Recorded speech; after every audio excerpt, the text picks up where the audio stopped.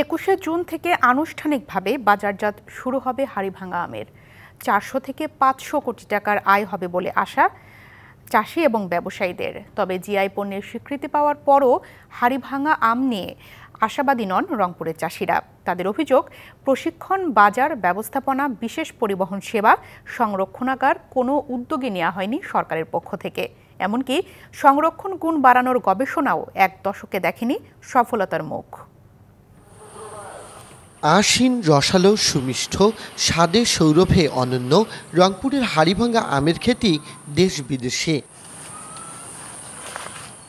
21শে June থেকে আনুষ্ঠানিকভাবে বাজারজাত শুরু হবে হাড়িভাঙা আমের। তবে প্রতিকূল আবহাওয়া আর কর্তৃপক্ষের অবহেলায় জিআই স্বীকৃতি পেলেও হাড়িভাঙা নিয়ে নেই কোনো বাড়তি উদ্যোগ।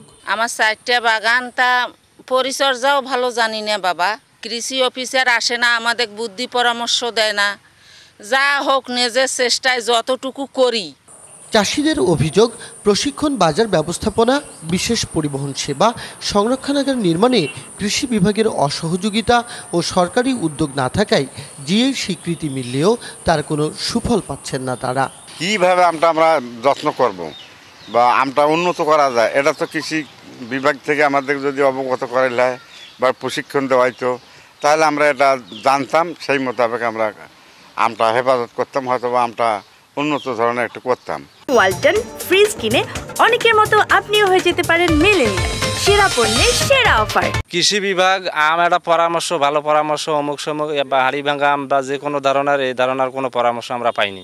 সংরক্ষণ অনুপযোগিতায় আন্তর্জাতিক বাজার ধরা না গেলেও দেশীয়ভাবে হাড়িভাঙার চাহিদা ও দাম দুইই বাড়বে বলে আশাবাদী কৃষি বিভাগ।